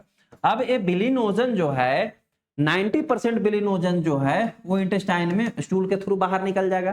टारगेट क्या था, बिलिरुबिन को बाहर निकालना था बॉडी से, बॉडी ने निकाल दिया, जो स्टूल के थ्रू निकला उसको स्टेरकोबिलिनोजन, 10% वो बिलिनोजन जो है एब्जॉर्ब हो गया और सर्कुलेशन के थ्रू जो है ब्लड से होते हुए किडनी पे गया और किडनी में फिल्टर होकर निकला। जो 10% निकला उसको हम बोलते हैं यूरोबिलिनोजन। क्या बोलते हैं, यूरोबिलिनोजन। मतलब जो डिकम्पोज बिलिरुबिन यूरिन में निकला उसको हम बोलेंगे यूरोबिलिनोजन, तो जो 10% निकला। ठीक, अब एक तीसरा चीज यहां में बच गया है, ऑब्स्ट्रक्टिव जॉन्डिस। ऑब्स्ट्रक्टिव जॉन्डिस किसको कहेंगे सर, जो ए बिलिरुबिन हमारा इंटेस्टाइन में आया था, किसके थ्रू आया था सर, कॉमन बाइल डक्ट के थ्रू। सर इसी जगह पर जो है ना पैंक्रियाज प्रेजेंट होता है, एब्डोमिनल ड्यूडेनम के हेड के पास। आप देखना जब मैं आपको गैस्ट्रोइंटेस्टाइनल ट्रैक्ट का पूरा जब जीआईटी पढ़ा रहा था, अगर इस पैंक्रियाज के हेड में कोई कैंसर हो गया और कैंसर होने के कारण यहाँ पर ऑब्स्ट्रक्शन हो गया या गॉल ब्लैडर में स्टोन हो गया, जिसके कारण जो ये यहाँ से बाइल फ्लो, बाइल जूस आना चाहिए था यहाँ इंटेस्टाइन में नहीं आ पाया। ये बिलिरुबिन कैसे आया था, बाइल जूस के साथ मिक्स होकर आया था। बाइल जूस कहाँ प्रोड्यूस हुआ था, लिवर में। किससे सर, लिपिड के डिकम्पोजिशन या मेटाबॉलिज्म से जो है बाइल जूस लिवर में प्रोड्यूस होता है। बाइल जूस के थ्रू मिक्स होकर के बिलिरुबिन आया था इंटेस्टाइन में। अब यहाँ कैंसर प्रोड्यूस हो जाने के कारण ये जो बाइल डक्ट था इसमें ऑब्स्ट्रक्शन हो गया, और ऑब्स्ट्रक्शन हो जाने के बाद जो है फिर से जॉन्डिस, जो बिलिरुबिन जो है इंटेस्टाइन में आकर के नहीं निकल पाया और आपके ब्लड स्ट्रीम में ही रह गया, इसके कारण आपको जॉन्डिस हुआ। इसको हम बोलते हैं ऑब्स्ट्रक्टिव जॉन्डिस या पोस्ट हिपैटिक जॉन्डिस, लिवर के बाद वाली जॉन्डिस। तीनों प्रकार के जॉन्डिस आपको क्लियर हो गए। अभी तक हमें एक फॉर्म ऑफ यूरिन में एक जो बिलिरुबिन था, जो डिकम्पोज बिलिरुबिन था, यूरोबिलिनोजन, वो समझ में आया है। अब एक चीज और आपको बताता हूं, कई सारे ऐसे कंडीशन हुए, जैसे कि ये इनडायरेक्ट बिलिरुबिन बना था तब भी ब्लड में था, ये डायरेक्ट बिलिरुबिन बना तब भी ब्लड में गया होगा बिलिरुबिन, और जब ये ऑब्स्ट्रक्शन हुआ तब भी जो है बिलिरुबिन गया होगा ब्लड में, तीनों कंडीशन में गया होगा। ठीक, बट ये लीवर वाला जो अगर हिपैटोसेलुलर जॉन्डिस बना होगा तब ज्यादातर जो है वो डायरेक्ट बिलिरुबिन गया होगा ब्लड में, है ना, जो वाटर सॉल्युबल था। या ऑब्स्ट्रक्शन हुआ तब भी जो है वो डायरेक्ट बिलिरुबिन का अमाउंट ज्यादा है, ऑब्स्ट्रक्शन के कारण ब्लड में गया होगा बिलिरुबिन। ठीक, ये तो वाटर इंसॉल्युबल है, वाटर इंसॉल्युबल होने के कारण जो है ब्लड में जाकर के किडनी पे फिल्टर नहीं हो पाएगा, क्योंकि किडनी में यूरिन के साथ मिक्स होना है वाटर के साथ, ये तो फिल्टर नहीं हो पाएगा। ठीक, लेकिन ये दोनों जब बहुत ज्यादा ब्लड में बढ़ गए और बढ़ने के बाद इंटेस्टाइन में बहुत अमाउंट में नहीं पहुंच पा रहे हैं, तो वे डायरेक्टली कहां पहुंचेंगे सर, ब्लड के थ्रू होते हुए किडनी पे जाकर फिल्टर होंगे। जो ये किडनी पर जाकर के फिल्टर होंगे, ये बिलिरुबिन, और फिल्टर होकर जो यूरिन के साथ मिक्स हो गए, इस प्रकार के बिलिरुबिन को हम बोलते हैं बाइल पिगमेंट। क्या बोला जाता है सर? Bile pigment. यानी कि अब यूरिन में दो प्रकार के बिलिरुबिन हो गए, एक तो डायरेक्ट जो वाटर सोल्यूबल वाला था वो बाइल पिगमेंट के फॉर्म में गया, और दूसरा डिकम्पोज होकर इंटेस्टाइन से यूरोबिलिनोजन के फॉर्म में गया। अब थोड़ा सा जो है हम लोग सिनेरियो को समझते हैं। क्या सिनेरियो को समझते हैं? अब हमारे पास दो चीजें हो गई सर। कौन कौन सी दो चीजें हो गई? एक हो गया बाइल पिगमेंट और एक हो गया यूरोबिलिनोजन। बाइल सोल्ट क्या है सर? पढ़ा चुका हूं लेकिन फिर भी बता देता हूं। बाइल सोल्ट वही जूस जो गॉल ब्लैडर से होते हुए लिवर में प्रोड्यूस हुआ था। किस लिए प्रोड्यूस हुआ था? कैसे प्रोड्यूस हुआ था? कोलेस्ट्रॉल या लिपिड के डाइजेशन से, मेटाबॉलिज्म से। कहां प्रोड्यूस हुआ था? लिवर में। वो बाइल जूस था, उसमें बाइल एसिड और बाइल सोल्ट प्रोड्यूस होते हैं, वो आते हैं इंटेस्टाइन में कोलेस्ट्रॉल को पचाने के लिए, डाइजेस्ट करने के लिए। तो फिलहाल हमारा ये स्टोरी तो नहीं है, इस स्टोरी पर हमें ध्यान नहीं देनी है। हमने बाइल पिगमेंट और यूरोबिलिनोजन दो प्रकार की चीजें जो है वो फाइंड आउट की। बाइल पिगमेंट क्या था? वो बिलिरुबिन जो यूरिन में फिल्टर हुआ डायरेक्ट ब्लड से, और यूरोबिलिनोजन वो बिलिरुबिन था जो इंटेस्टाइन में बैक्टीरिया से डिकम्पोज होकर यूरिन में पहुंचा। क्लियर? दोनों बात समझ में आ गई। अब हम लोग जरा सिनारियो को समझते हैं। जैसे आपको प्री हिपैटिक जॉन्डिस हुआ है, ठीक है, तो प्री हिपैटिक जॉन्डिस में कौन सा बिलिरुबिन फॉर्मेशन होगा? Water insoluble. तो वाटर इनसोल्युबल बिलिरुबिन अगर फॉर्मेशन हुआ होगा तो डायरेक्ट बिलिरुबिन यूरिन में जाएगा क्या? नहीं जाएगा, क्योंकि वाटर इनसोल्युबल है। तो इस कंडीशन में नील होगा, प्रेजेंट नहीं होगा यूरिन में बाइल पिगमेंट। लेकिन यूरोबिलिनोजन जो है प्री हिपैटिक में प्रेजेंट होगा। क्यों होगा सर? 2+ में या इससे भी ज्यादा। क्यों? क्योंकि जो इनडायरेक्ट बिलिरुबिन फॉर्मेशन हुआ है वाटर इनसोल्युबल, लिवर से होते हुए, गॉल ब्लैडर से होते हुए इंटेस्टाइन में तो आएगा ना। इंटेस्टाइन में तो उसका डिकम्पोजिशन बैक्टीरिया करेगा ही, और उससे यूरोबिलिनोजन जो है एब्जॉर्ब होकर यूरिन में तो जाएगा, यानी यूरोबिलिनोजन होगा प्री हिपैटिक में। हिपैटोसेलुलर या हिपैटिक जॉन्डिस है, इस कंडीशन की हम लोग बात करते हैं सर। इस कंडीशन में, हिपैटिक जॉन्डिस के कंडीशन में, ध्यान से सुनिए, जब डायरेक्ट बिलिरुबिन यानी वाटर सोल्युबल बिलिरुबिन का फॉर्मेशन हुआ, तो वाटर सोल्युबल बिलिरुबिन तो ब्लड में गया होगा, और वाटर सोल्युबल बिलिरुबिन यूरिन में जाके भी मिक्स होगा, यानी कि हिपैटोसेलुलर में जो है बाइल पिगमेंट प्रेजेंट होगा। हाँ, हो सकता है यूरोबिलिनोजन नॉर्मल हो या कम भी हो सकता है। क्यों? क्योंकि जो बिलिरुबिन ब्लड में चला गया वो तो कुछ ही अमाउंट ऑफ बिलिरुबिन जो है इंटेस्टाइन में गया होगा, लेकिन गया होगा तो डिकम्पोजिशन हुआ होगा और फिर एब्जॉर्ब होकर यूरोबिलिनोजन बनके और एब्जॉर्ब होकर के यूरिन में पहुंचा ही होगा। यानी इस कंडीशन में नॉर्मल अमाउंट में जो है वो यूरोबिलिनोजन भी प्रेजेंट होगा। सिनेरियो सब एकदम अब क्लियर हो रहा होगा। थर्ड वन आता है post hepatic condition. Post hepatic condition में मैंने क्या बोला कि डायरेक्ट बिलिरुबिन और इनडायरेक्ट दोनों प्रेजेंट होगा, लेकिन डायरेक्ट बिलिरुबिन की ज्यादा चांसेस है, क्योंकि प्रोड्यूस तो नॉर्मल हुआ ही है, लेकिन वो डायरेक्ट प्रोड्यूस होकर ब्लड में चला गया। क्यों? ऑब्स्ट्रक्शन होने के कारण इंटेस्टाइन में नहीं गया। बिलिरुबिन ऑब्स्ट्रक्शन होने के कारण इंटेस्टाइन में नहीं गया, कहां गया सर? ब्लड में। तो सर डायरेक्ट बिलिरुबिन ब्लड में जाएगा तो फिर तो यूरिन में प्रेजेंट होगा ही। डायरेक्ट बिलिरुबिन कौन सा? Bile pigment. बाइल पिगमेंट तो यूरिन में होगा ही, लेकिन यूरोबिलिनोजन नहीं होगा। क्यों? क्योंकि ऑब्स्ट्रक्शन के कारण इंटेस्टाइन में नहीं पहुंच पाया। इतना सा एकदम स्टोरी क्लियर, एकदम मिरर की तरह झलक रहा है। क्वेश्चन यही पूछा है कि bilirubin is not present, bilirubin is not excreted in urine. Bilirubin urine में एक्सक्रीटेड नहीं होगा। बिलिरुबिन का मतलब अब क्या सर? बिलिरुबिन का मतलब बाइल पिगमेंट। बिलिरुबिन का मतलब क्या sir? Bile pigment, not urobilinogen. Urobilinogen रहता है ना तो लिखता यूरोबिलिनोजन, अगर बिलिरुबिन इन यूरिन लिख रहा है तो मतलब bile pigment. Clear? Bile pigment किस कंडीशन में नहीं एक्सक्रीट होगा? बाइल पिगमेंट किस कंडीशन में यूरिन में नहीं है? जरा ध्यान देना, बाइल पिगमेंट तीनों में से किस कंडीशन में यूरिन में नहीं है? केवल प्री हिपैटिक के कंडीशन में यूरिन में नहीं है, बाद बाकी दोनों में है। बाद बाकी दोनों में है, यानी किस कंडीशन में नहीं है? Pre hepatic. प्री हिपैटिक मतलब हेमोलाइटिक जॉन्डिस। प्री हिपैटिक को देखो, प्री हिपैटिक जॉन्डिस को हेमोलाइटिक जॉन्डिस कहते हैं, इसलिए तो बताए थे। सारा क्वेश्चन एक दूसरे से टैलेट करता है, यानी इस क्वेश्चन का करेक्ट आंसर हो गया option number C. Sir obstructive jaundice में तो निकल ही रहा है बाइल पिगमेंट, बिलिरुबिन तो निकल ही रहा है ना। माइल्ड या मॉडरेट हिपैटिक जॉन्डिस, थोड़ा बहुत अगर हिपैटिक जॉन्डिस हुआ, हिपैटिक जॉन्डिस में भी तो निकल ही रहा है बाइल पिगमेंट, क्योंकि डायरेक्ट बिलिरुबिन है, वाटर सोल्युबल है ना। ऑल थ्री, ये तो रॉन्ग होगा ही, मतलब इन दोनों के कंडीशन में तो निकल ही रहा था, केवल इसके कंडीशन में जो है बिलिरुबिन नहीं एक्सक्रीट हो रहा था यूरिन से। आई बात समझ में? कितना घुमा फिरा के क्वेश्चन था। चलिए क्वेश्चन नंबर 4 देखते हैं। क्वेश्चन नंबर 4 है the beta oxidation of the palmitic acid provides ATP. एक बीटा ऑक्सीडेशन परफॉर्म होता है पाल्मिटिक एसिड का, तो कितना अमाउंट में जो है एटीपी का जनरेशन होता है। ये अभी अभी रिसेंटली मैंने 2.0 में आपको पढ़ाया है। पाल्मिटिक एसिड का मतलब क्या है सर? पाल्मिटिक एसिड का मतलब क्या है? पाल्मिटिक एसिड जो है वो एक फैट है। क्या है सर? लिपिड है। क्या है? फैट है। It is a fatty acid chain. क्या है sir palmitic acid? Fatty acid chain है। उसमें पढ़ा रहा तो बता रहा था कि पाल्मिटिक एसिड सबसे इंपॉर्टेंट क्वेश्चन होता है जो पूछता है। सर लिपिड का जो मेटाबॉलिज्म होता है वो मैंने जस्ट आपको पढ़ाया है कि फैटी लिपिड जो है वो डाइजेस्ट होकर के फैटी एसिड में कन्वर्ट होता है।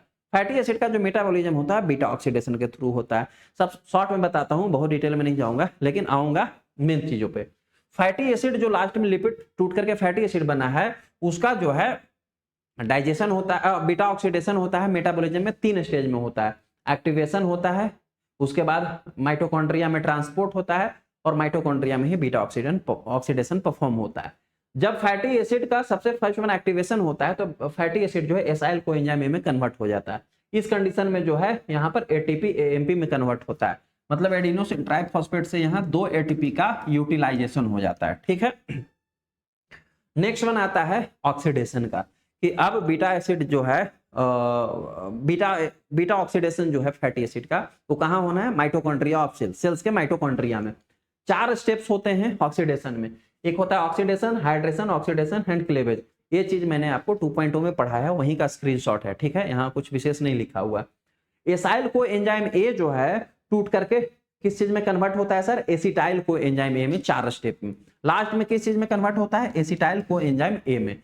और एसिटाइल को एंजाइम ए जो है 2 कार्बन चैन होता है। थोड़ा सा यहाँ पर समझने में परेशानी हो सकता है, लेकिन इस चीज को डिटेल जब आप वहां लिपिड मेटाबॉलिज्म देखोगे और क्लियर कट समझ में आ जाएगा। अभी शॉर्ट में हम लोग चल रहे हैं। ठीक है, एसाइल को एंजाइम में किस चीज में कन्वर्ट हो गया? एसिटाइल को एंजाइम ए में। और एसिटाइल को एंजाइम ए जो है इसका मेटाबॉलिज्म किस साइकिल के थ्रू होता है सर? टीसीए साइकिल के थ्रू होता है। किस साइकिल के थ्रू होता है? ट्राइकार्बोक्सिलिक एसिड साइकिल के थ्रू होता है। कितना सा समझ में आ गया आपको? इस कंडीशन में ये चारों स्टेप में 2 जगह एनर्जी का प्रोडक्शन होता है। एक हुआ यहाँ पर एफएडी से बना एफएडीपी, एक होता है यहाँ पर एनएडी से बना एनएडीपी या एनएडीएच। 2 जगह एनर्जी का प्रोडक्शन हुआ। ठीक, अब हम लोग आते हैं palmitic acid. Sir palmitic acid जो है, पाल्मिटिक एसिड जो है मैंने बोला फैटी एसिड चैन है। ये 16 कार्बन पाल्मिटिक एसिड चैन होता है। 1 2 3 4 5 6 7 8 16 कार्बन का जो है पाल्मिटिक एसिड होता है। मैंने बोला कि एक फैटी एसिड का अगर एक बार ऑक्सीडेशन होगा तो 2 ही कार्बन लिबरेट होगा, मतलब 2 ही कार्बन क्लीवेज होगा, 2 ही कार्बन निकलेगा। तो ये 16 कार्बन है, इसको कितनी बार ऑक्सीडेशन होना पड़ेगा? 8 बार होना पड़ेगा। 16 में से 2 कार्बन एक बार जो है ऑक्सीडेशन हो गया। ठीक, एक बार जो है बीटा ऑक्सीडेशन परफॉर्म हो गया। ऑक्सीडेशन होने से यहाँ क्या हो गया? 2 कार्बन जो है वो निकल गया। 2 कार्बन मतलब एसिटाइल को एंजाइम ए निकल गया। कितना कार्बन बच गया? 14 कार्बन। फिर यही प्रोसेस होगा, फिर 12 carbon, 10 carbon, 8 carbon, 6 carbon, 4 carbon and 2 carbon. Last में कितना बच गया सर? 2 कार्बन एटम बच गया। और लास्ट में ये 2 कार्बन एटम क्या होगा? एसिटाइल को एंजाइम ए होगा। ठीक है, कितना सा बच गया? अब देखो कितनी बार ये बीटा ऑक्सीडेशन हुआ? 1 2 3 4 5 6 7 बार बीटा ऑक्सीडेशन हुआ। लास्ट में तो 2 कार्बन बच ही गया। कितने बार बीटा ऑक्सीडेशन हुआ सर? पाल्मिटिक एसिड का 7 बार बीटा ऑक्सीडेशन हुआ। कितने टाइम? 7 टाइम बीटा ऑक्सीडेशन हुआ। मैंने बोला कि एक टाइम अगर बीटा ऑक्सीडेशन होगा तो एक एफएडीपी यहां बनेगा और एक एनएडीपी यहां बनेगा। एक बार में जो है क्या प्रोडक्शन होता है? एफएडीपी और एनएडीपी। एफएडीपी जो होता है 2 एटीपी के बराबर होता है और एक एनएडीपी जो होता है 3 एटीपी के बराबर होता है। ठीक है, क्लियर है? ये कितनी बार हो रहा है सर? 7 बार हो रहा है। इसको भी 7 से मल्टीप्लाई कर दो, इसको भी 7 से। 7 दूना 14 एटीपी और 7 तिया 21 एटीपी। कितने एटीपी हो गए सर? 4 और 1 5, 2 और 1 3, 35 एटीपी, 35 एटीपी हो गए। ठीक है, अब ये तो हुआ बीटा ऑक्सीडेशन के थ्रू।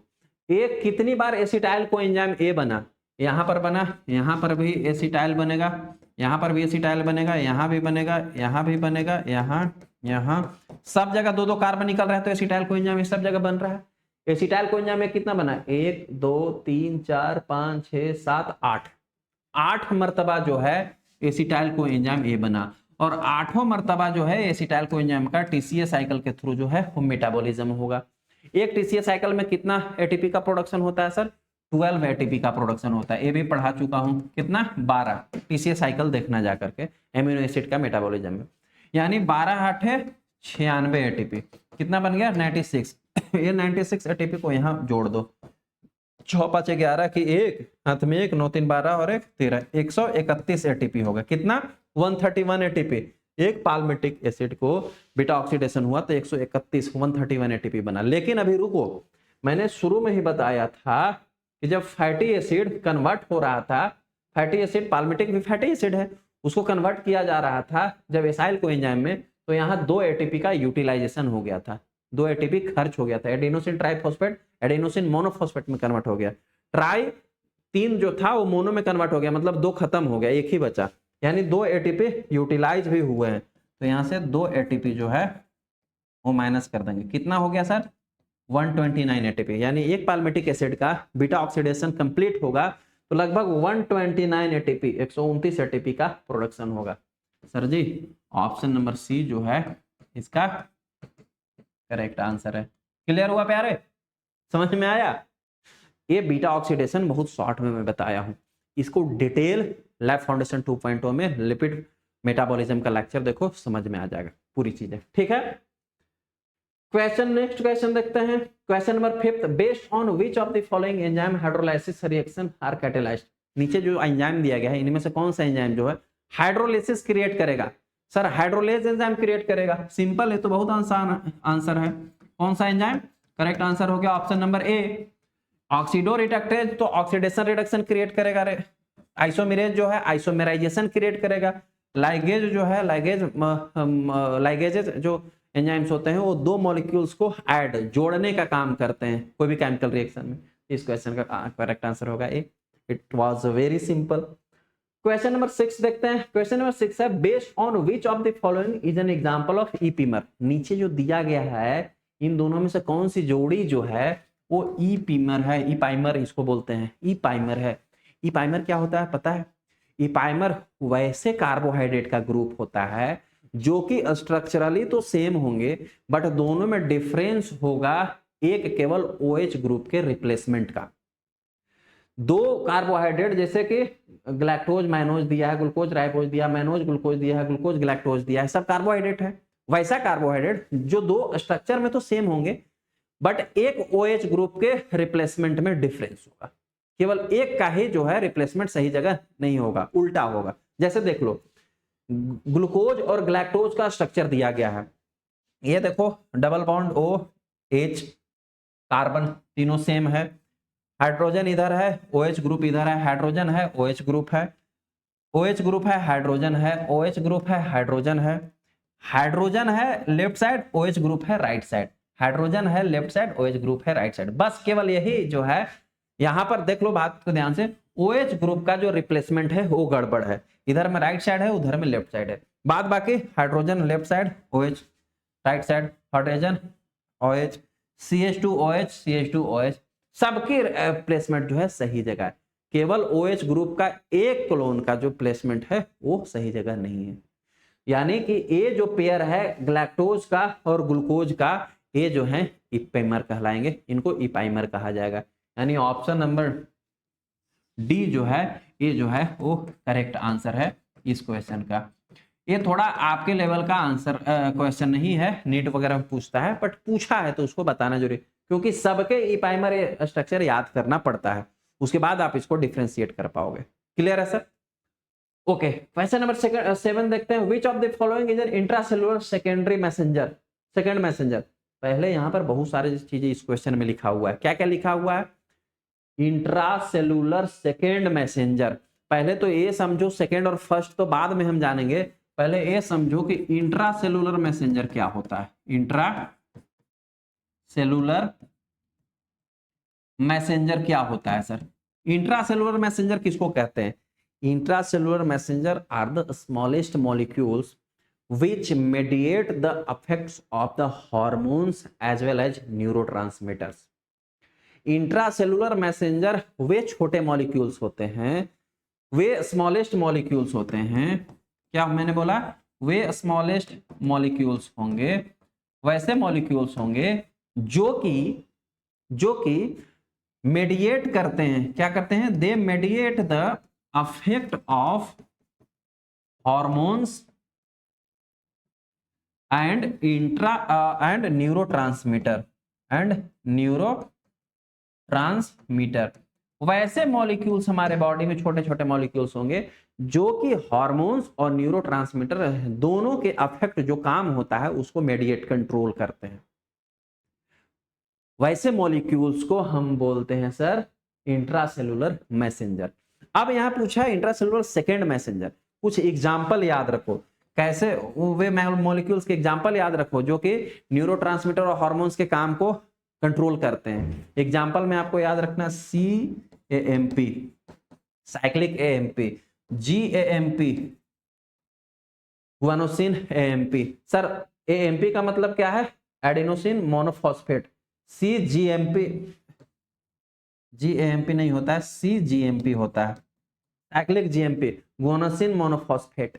आ रही बात समझ में? और भी याद रख सकते हो DAG। DAG का फुल फॉर्म क्या होता है? Di, what is DAG? Diacylglycerol, diacylglycerol. IP3 triphosphate आइनोसिटो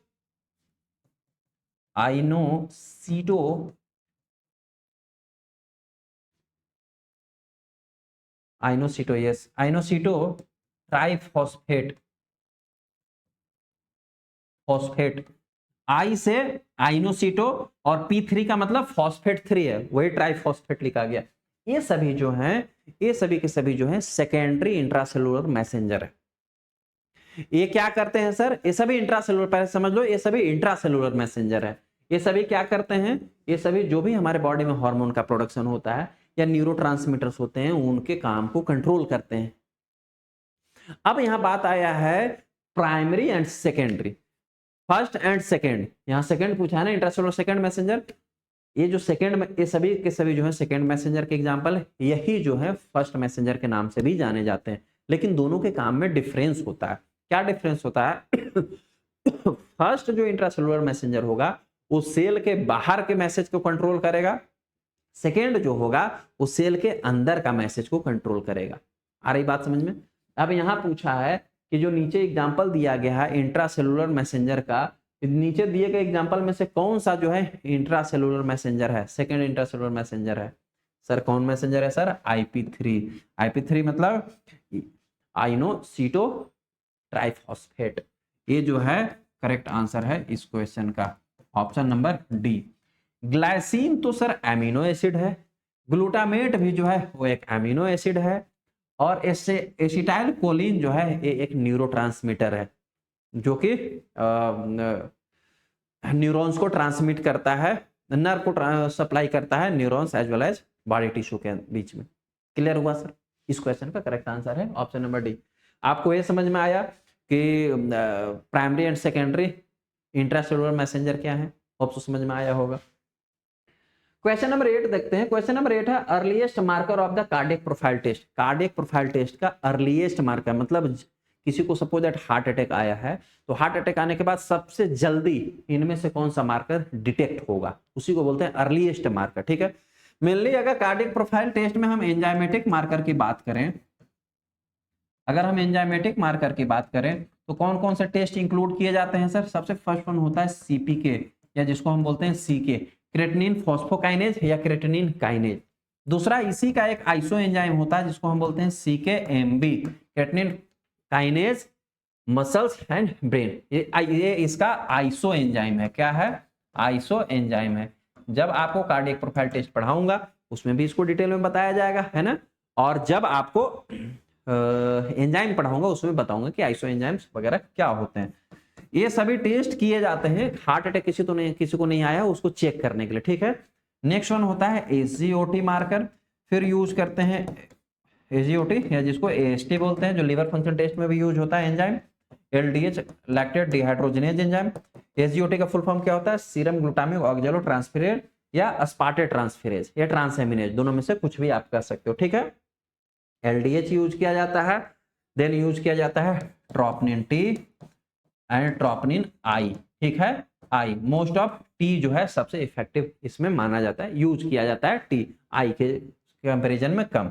इतने सारे, एक मायोग्लोबिन भी यूज किया जाता है, मायोग्लोबिन भी यूज किया जाता है, ठीक है। ट्रोपनिन टी और मायोग्लोबिन जो है एंजाइम्स नहीं है, मॉलिक्यूल्स हैं, प्रोटीन्स हैं, ठीक है। अब इनमें पूछ रहा है, 4 ऑप्शन दिया गया है, इसमें से कौन कौन सा है? एक एलडीएच है, एक जो है ट्रोपनिन टी है, और एक जो है एएसटी है, और एक है सीकेएमबी। इन चारों में से कौन किसी को हार्ट अटैक आता है तो सबसे जल्दी डिटेक्ट होगा? सर जानते हैं बारी बारी से। ये जो एलडीएच है ये लगभग किसी को भी हार्ट अटैक आता है तो लगभग 12 आवर्स में जो है वो आईपीआर होना स्टार्ट होता है, और लगभग जो है 3 से 4 दिन तक आईपीआर होगा। हार्ट अटैक आया उसके 12 घंटे के अंतराल, 10 से 12 घंटे में ब्लड स्ट्रीम में आईपीआर होना स्टार्ट हो। ट्रोपनिन टी जो है वो हार्ट अटैक आने के 4 आवर्स में जो है ब्लड में डिटेक्ट होना स्टार्ट हो जाएगा, और लगभग 2 वीक्स तक जो है वो ब्लड में रहेगा, उसके बाद क्लियर होगा। एएसटी जो है लगभग 6 to 8 आवर्स में जो है वो आईपीआर होना स्टार्ट होगा, ठीक है। और वही लगभग 24 से 48 घंटे तक जो है वो आपको आईपीआर रहेगा। सीकेएमबी भी जो है वो लगभग 6 आवर्स में आईपीआर होना स्टार्ट होता है, और लगभग 2 से 3 दिन तक जो है वो आपको ब्लड में डिटेक्टेबल होता है। अब बताओ इन सब में से सबसे पहले कौन ब्लड में आ रहा है? किसी को हार्ट अटैक आया तो हम सबसे पहले कौन सा टेस्ट करेंगे? सबसे पहले हम टेस्ट करेंगे ट्रोपनिन टी, क्योंकि जैसे ही किसी को हार्ट अटैक है 4 घंटे के अंदर ही जो है वो ब्लड में आ जाएगा, और सबसे ज्यादा देर तक भी रहेगा। किसी को हो सकता है 8 दिन पहले भी हार्ट अटैक आया होगा ना, तो ये सब में से कुछ नहीं डिटेक्ट होगा, लेकिन ट्रोपनिन टी फिर भी ब्लड में डिटेक्ट होगा। तो सबसे अर्लीस्ट और बेस्ट मार्कर कौन सा हो गया? ट्रोपनिन टी। दैट्स वाई इस क्वेश्चन का करेक्ट आंसर कौन सा होगा सर? करेक्ट आंसर होगा ऑप्शन नंबर बी। आ रही बात समझ में?